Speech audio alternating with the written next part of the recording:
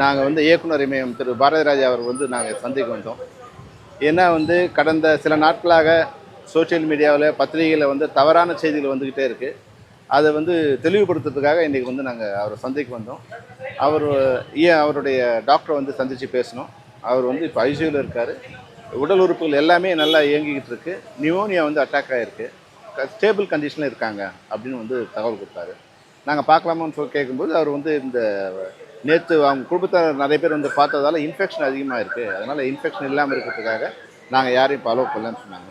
Present கண்டிஷனில் அவர் ஸ்டேபிளாக இருக்கார் அப்படிங்கிறத தகவல் சொன்னாங்க. அதனால் இப்போ வந்து சில பேர் வந்து அதீத ஆர்வத்தில் இல்லை சில பேர் வந்து தவறான எண்ணத்தில் வந்து தவறான செய்திகளை பரப்புகிறாங்க.